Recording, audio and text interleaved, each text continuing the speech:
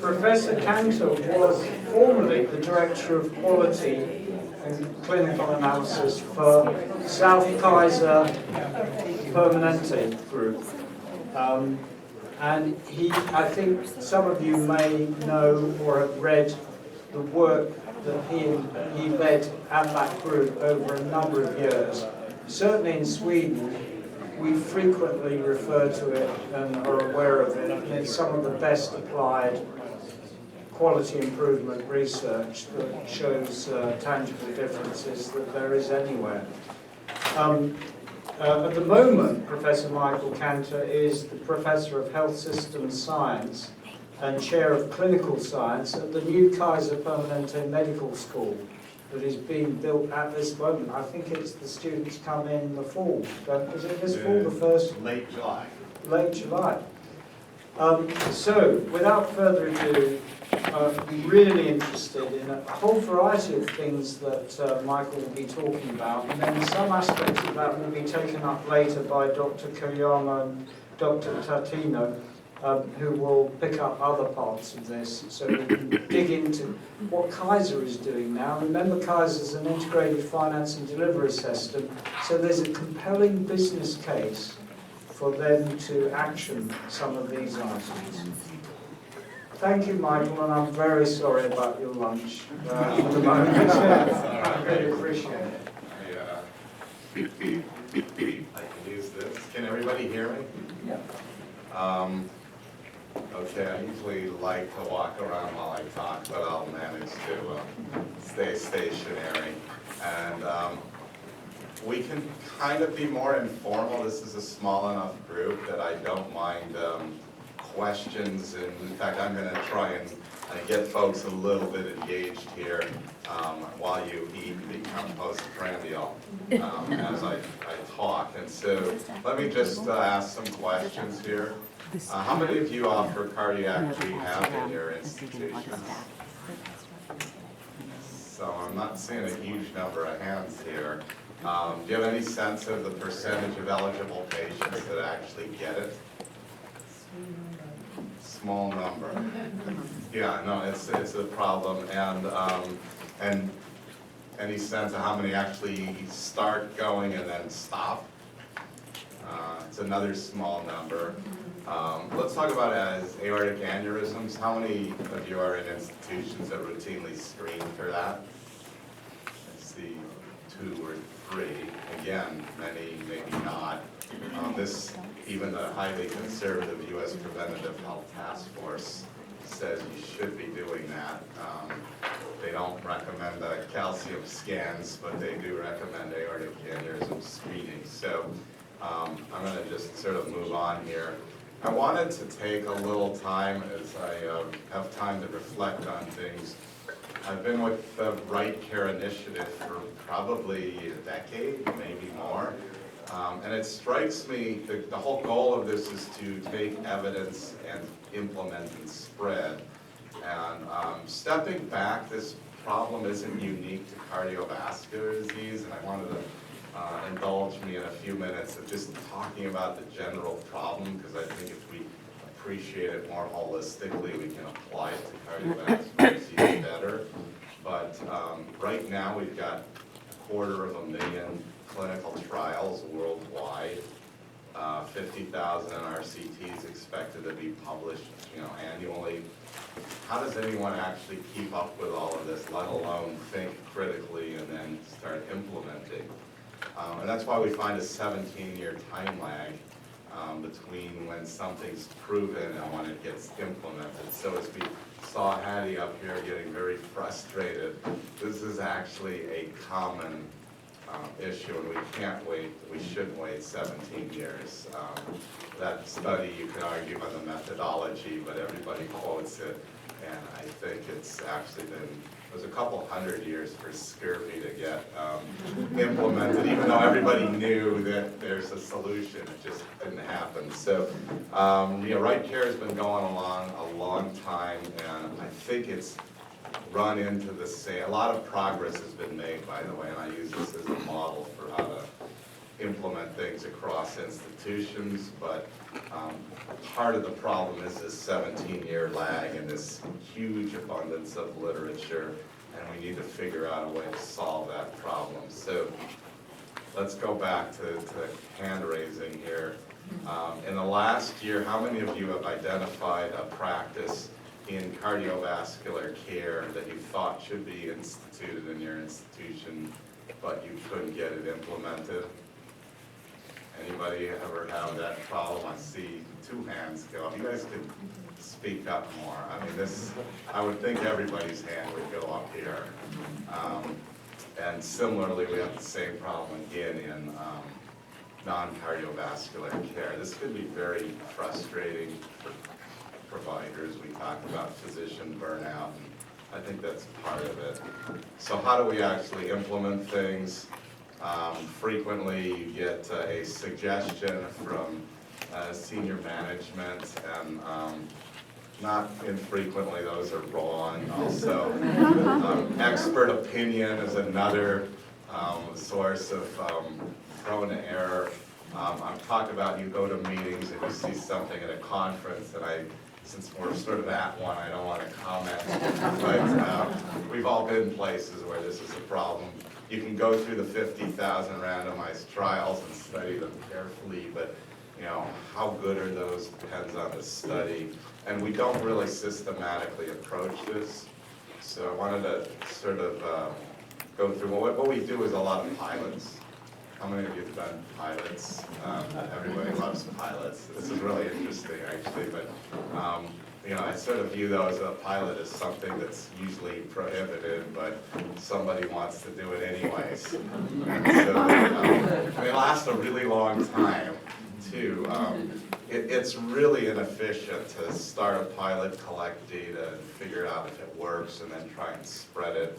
And so, and some pilots are so innovative, you get a gadget from Silicon Valley, and you say, I'm going to implement this thing because it's cool, and you don't bother with collecting data because that just slows the innovative process down. So we kind of created a concept of actually systematically scanning the literature and looking for things that we've overlooked. We call it e-scope, evidence scanning for clinical and operational practice efficiencies.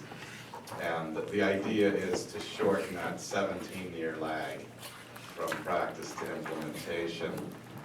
It works kind of like this, where we've got physicians and clinical leaders combined with evidence-based methodologists. They do the literature review.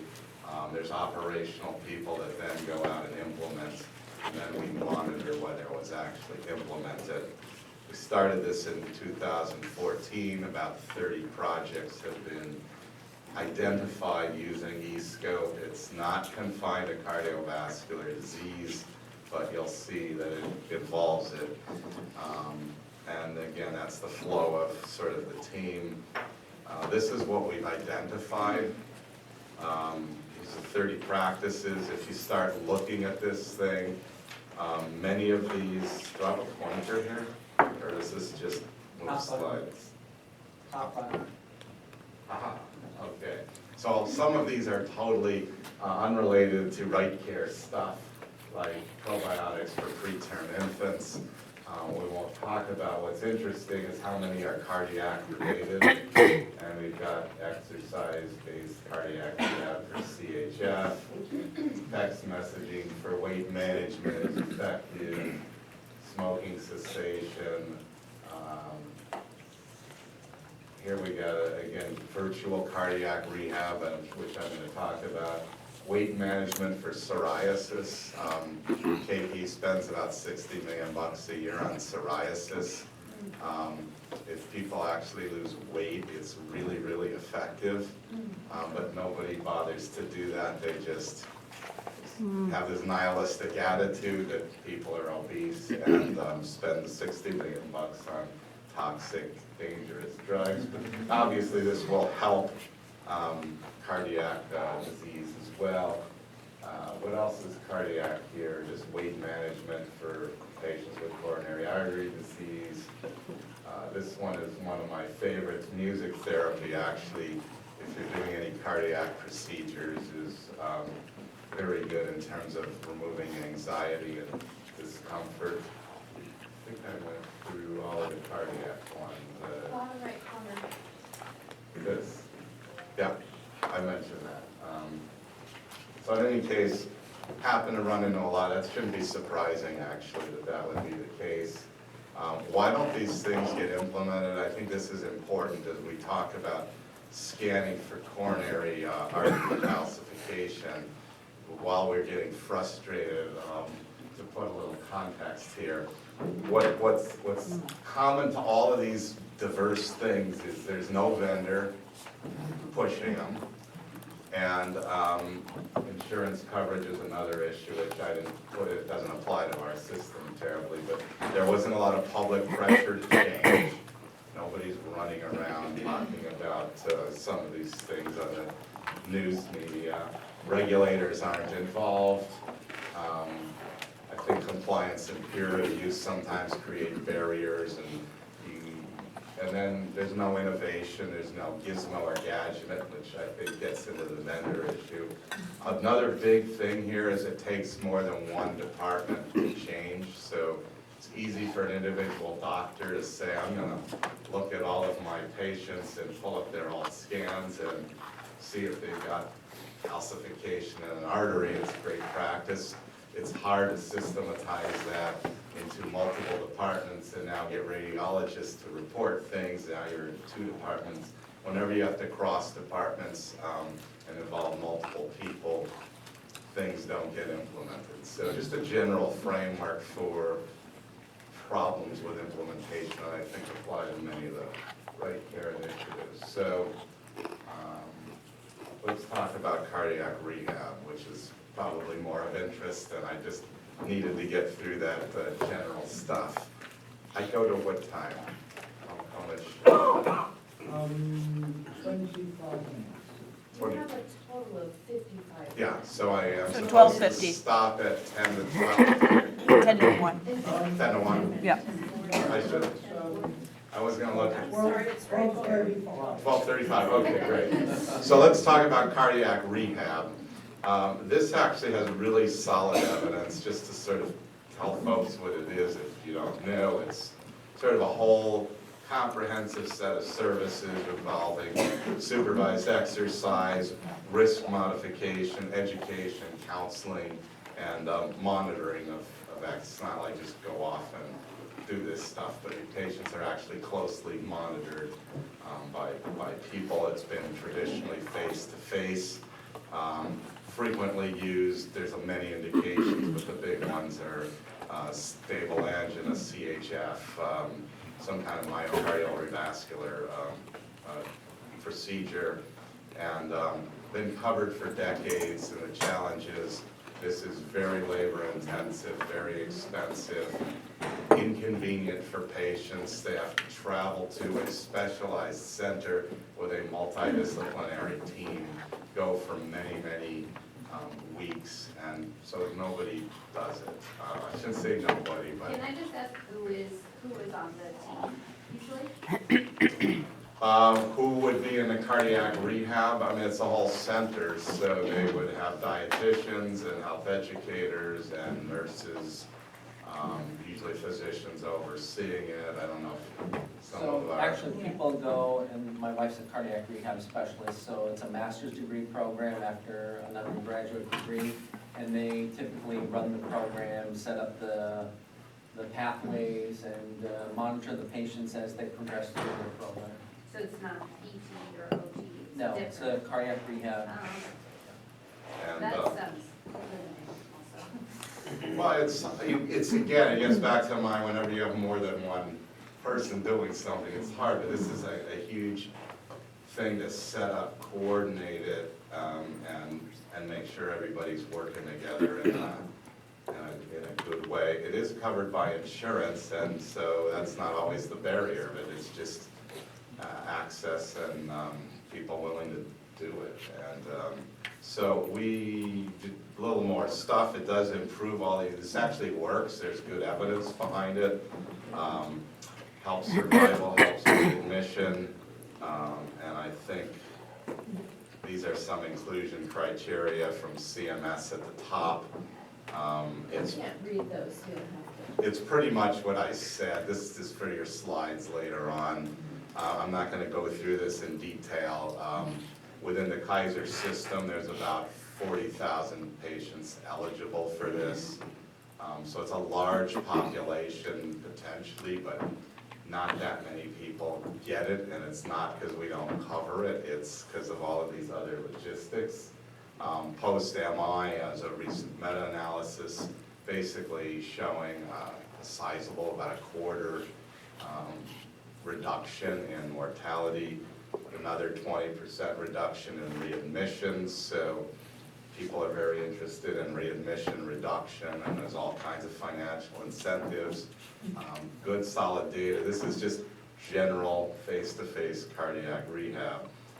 Same thing in CHF, similar magnitude of reduction. So why are we so bad at doing this? 37 people treated to save a life, and we can compare that to other cardiac therapies. This is a misleading slide because cardiac rehab looks like, oh, that's the best one, only 37 needed to treat, but it's also really expensive, complicated treatment, whereas the first one, antiplatelets, you just go into CVS and buy a little aspirin and go at it. So it's a little unfair, but it gets to the point this is a hugely beneficial therapy that's not utilized. Low percentage of people use it, low rates of referral. This is not just within the KP system, but nationally, as I think we've talked to you about it. And yeah, patients have to go to work and then drive an hour to cardiac rehab a few times a week. It's kind of challenging. So what we found in our ECU is actually moderate evidence that virtual cardiac rehab would do the same thing. And it's about as effective as face-to-face cardiac rehab. And we found many studies on this subject, and we aggregated them all together. That was sort of the conclusion of our evidence-based unit, which is pretty conservative. And I don't mean that in a bad way. I actually think that's, when you're going to deploy something systematically, you don't want to have too many false positives that you have to say, whoops, we made a mistake a few years later. We gave this to our innovations unit, did not find a commercial vendor doing virtual cardiac rehab, and so created a partnership with Samsung, which was sort of challenging to get off the ground, but it got going and it's working. Steps that we had to do is get leadership to buy into this concept, which was relatively, I don't want to say easy, but I mean, one of the savings points is it's a lot less expensive than face-to-face cardiac rehab. So there was an immediate savings that hits the bottom line immediately. It's not one of these things you have to wait 5 years before you see a savings. We used a lot of human-centered design and prototyping and piloting and developing a system, and then we deployed the thing. I might note all of these steps here. How many of you were taught this in medical school, doctors, or pharmacy school, or nursing school, or whatever school? This, to me, is a major problem in health education, health professional education. People don't learn how to do this. So, Question. yeah. So is it the fact that your cardiologists are not ordering it, your primary cares are not ordering, or when they do order it, it's denied because it doesn't meet medical criteria? No, it's not denied, and we don't have an approval process at AP. So if a physician, well, if it's going outside, we do. It's not that it's denied, it's that people don't order it because, and I have several of my colleagues here, they can explain, maybe you want to explain. I think it's more of a buy-in and knowledge, you know, that we definitely needed to talk to our cardiologists across KP to reassure them that there is this, there's a traditional model and a virtual cardiac rehab home-based model available access. There was this perception that access was an issue. But once we educated the cardiologist, then we realized definitely an increase in referrals. We also needed to improve the referral process because oftentimes they did not know how to do those referrals. And by streamlining, leveraging our electronic records to improve that process, then the referrals started coming So in. everybody with an MI can get it, or do they have to meet criteria? Yeah, and anybody who's had myocardial infarction, post-PCI CABG in the past year. So some patients may not feel ready, and this is what I experience with my patient population, is they may not feel like they're interested or even ready, that they would want to commit to either the traditional model or the virtual cardiac rehab model. But they have a year, and I usually tell them, well, you know, if in the next 6 months, see how things are going. If you feel you need some more structured program, we have it available. You know, in the non-Kaiser world, you have to meet MCG or interqual criteria, Right. and, which is kind of interesting. You guys have carte blanche and you don't use it.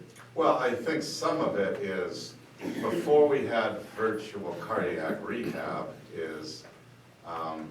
it was just not convenient. There was wait times, access was a problem. I think doctors realized, well, if I send this referral to outside cardiac rehab in a face-to-face center, it's gonna take a long time for patients to get in, and then they're gonna often not show up or often not complete it. Right, and Kaiser is very widespread, so we have areas where there's not a in-person cardiac rehab very close to where the patients live. So they might have to travel 30, 40 minutes just to get to the rehab center. So in those cases, they really didn't want to be going 3 days a week to somewhere so far away. Maybe have to pay $20 for parking, and some of these places, they charge for parking, so we have these kind of barriers that I think the virtual cardiac rehab really addresses.